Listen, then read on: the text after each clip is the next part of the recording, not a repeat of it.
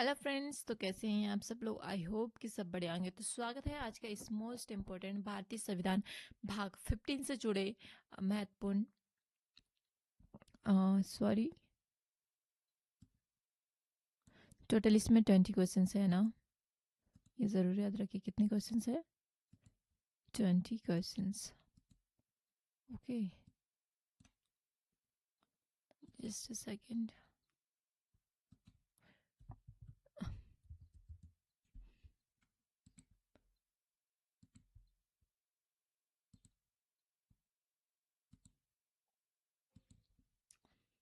Sorry इस चीज़ के लिए। तो चलिए बिना देरी करते हुए स्टार्ट करते हैं। तो भारतीय संविधान भाग 15 से जुड़े महत्वपूर्ण क्वेश्चंस देखने वाले, जो कि 20 क्वेश्चंस है। इस टाइप के क्वेश्चंस देखने को मिल जाएंगे आप लोगों को, ठीक है। तो शुरू से लेकर अंत तक जरूर बने रहिए। तो चलिए स्टार्ट करते हैं। पहले देखते हैं हम भाग 15 से 15 में क्या है। तो भाषा और संविधान क्या है। भाषा और संविधान, ठीक है।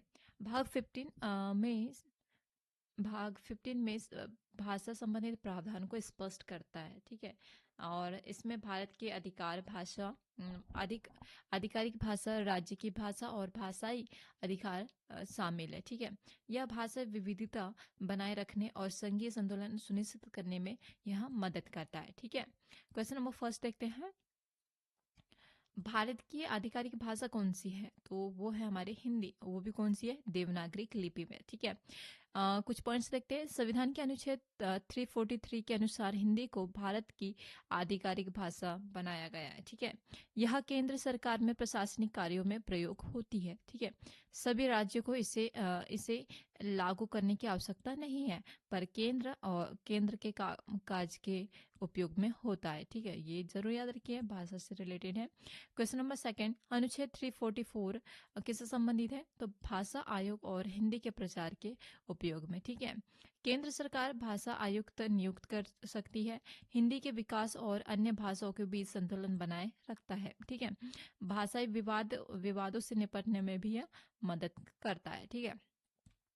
क्वेश्चन नंबर थर्ड, अनुच्छेद 345 किससे संबंधित है। तो राज्य की भाषा से, ठीक है।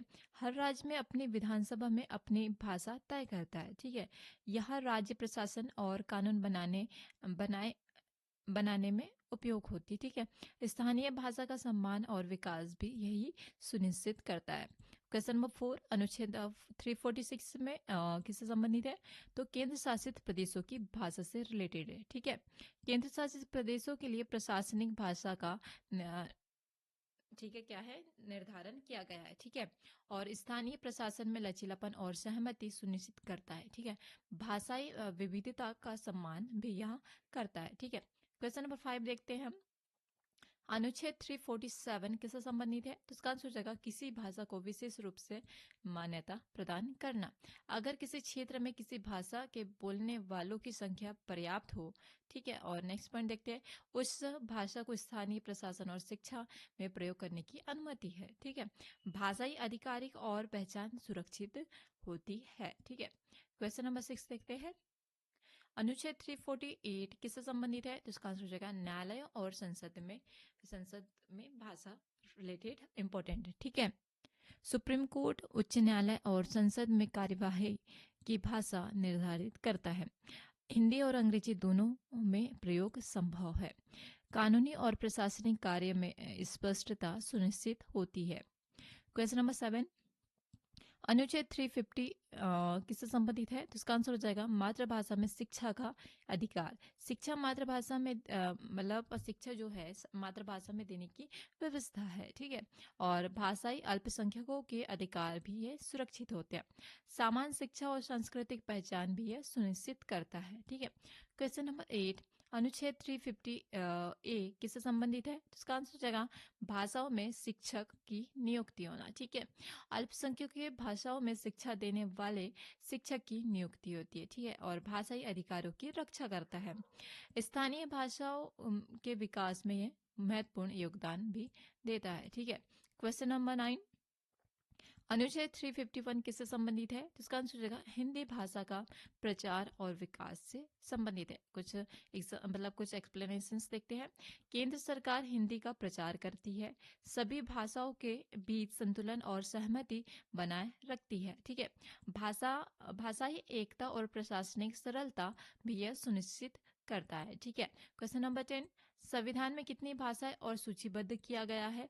तो मतलब जो 22 भाषा है और अनुसूची 8 में, ठीक है, इसके रिलेटेड। ठीक है, और संविधान की अनुसूची 8 में 22 समान्यता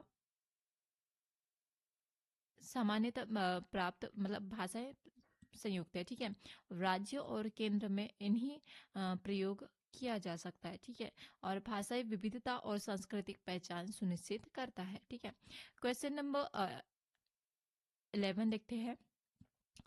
अनुच्छेद 349 किससे संबंधित है? तो इसका आंसर हो जाएगा संसद में विशेष भाषाई अधिकार से। कुछ पॉइंट्स देखते हैं। केंद्र सरकार संसद में हिंदी का प्रयोग कर सकती है और सुप्रीम कोर्ट और उच्च न्यायालय के संदर्भ में भी कर सकती है। भाषाई अधिकार सुनिश्चित होते हैं।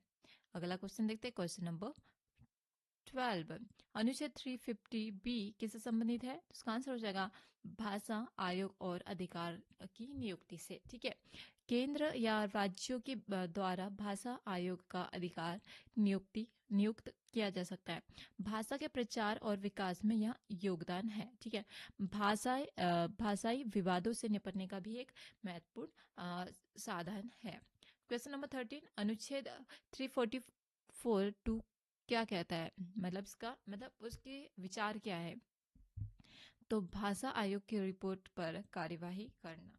ठीक है, जो मतलब कार्यवाही होती है ना, वो करना है। ठीक है, भाषा आयोग द्वारा सिफारिश केंद्र सरकार को भेजी जाती है। सेकंड पॉइंट, हिंदी और अन्य भाषाओं के बीच संतुलन बनाए रखा जाता है। थर्ड पॉइंट, भाषाई नीति का मार्गदर्शक होता है। भाषाई नीतियों का मार्गदर्शक होता है। क्वेश्चन नंबर 14, अनुच्छेद 345 और 347 में क्या अंतर है? तो इसमें मतलब 345 में दिया है राज्य की भाषा और 347 में विशेष मान्यता। ठीक है, ये देखते हैं, राज्य अपनी भाषा खुद तय कर सकता है। ठीक है, और 347 में किसी विशेष भाषा को विशेष अधिकार और मान्यता। स्थानीय और अल्पसंख्यक भाषाओं के अधिकार सुनिश्चित होते हैं। ठीक है, क्वेश्चन नंबर 15, भाषा आयोग का कार्य क्या है? भाषाओं का प्रचार और संतुलन बनाए रखना। भाषा आयोग हिंदी और अन्य भाषाओं के विकास का मार्गदर्शन भी है। भाषाई विवादों का समाधान भी यह करता है। क्वेश्चन नंबर 16, संविधान में हिंदी और अंग्रेजी का प्रयोग कहाँ होता है? तो यह होता है हमारा केंद्र सरकार और संसद न्यायालय में। ठीक है, केंद्र में प्रशासन और कानूनों में दोनों प्रकार भाषाओं का प्रयोग होता है, हिंदी और इंग्लिश। ठीक है, राज्य में स्थानीय भाषाओं का सामान्य रूप है। भाषाई संतुलन सुनिश्चित होता है। ठीक है, क्वेश्चन नंबर 17, मातृभाषा में शिक्षा का महत्व क्या है? तो इसका आंसर हो जाएगा सामान्य शिक्षा और सांस्कृतिक पहचान। बच्चों को अपनी भाषा में शिक्षा प्रदान करना, भाषाई अल्पसंख्यकों के आधार सुरक्षित करना और साथ ही साथ शिक्षा और सांस्कृतिक संरक्षण को सुनिश्चित करना। ठीक है, क्वेश्चन नंबर 18, अनुच्छेद 351 का उद्देश्य क्या है? तो हिंदी भाषा का प्रचार करना। ठीक है, केंद्र सरकार हिंदी का विकास और प्रचार करती है।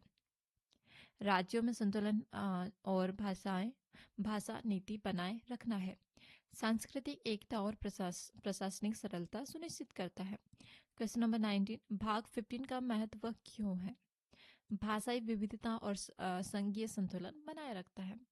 भाषाओं के अधिकार और संरक्षण सुनिश्चित करता है, जैसे राज्यों और केंद्र के बीच संतुलन बनाए रखना होता है। संविधान में सांस्कृतिक पहचान को भी सुरक्षित करता है। ये मोस्ट इंपोर्टेंट 3 पॉइंट्स है, जरूर याद रखिए। क्वेश्चन नंबर 20, संविधान में अनुच्छेद 8 का उद्देश्य क्या है? तो मान्यता प्राप्त भाषाओं की सूची है। ठीक है, 22 भाषाओं को संवैधानिक मान्यता दी गई है और राज्य और केंद्र में उपयोग के लिए एक मानक निर्धारित की गई है। ठीक है, भाषा विविधता और सांस्कृतिक पहचान बनाए रखने का एक महत्वपूर्ण जरिया है। तो ये हो गया हमारा भाग 15 से रिलेटेड 20 क्वेश्चंस जो कि मोस्ट इंपॉर्टेंट है। तो चलिए आज की वीडियो की अंत की ओर बढ़ते हैं और बोलना चाहूँगी, अगर आप लोगों को सेशन अच्छा लगा हो तो like and subscribe and comment जरूर कीजिएगा और साथ ही साथ बेल आइकन को दबाना ना भूलें, जिससे सबसे पहले आपको वीडियो मिले। तो चलिए आज की वीडियो हम यहीं समाप्त करते हैं, मिलते हैं नेक्स्ट वीडियो में। तब तक के लिए थैंक यू सो मच। जय हिंद, जय भारत।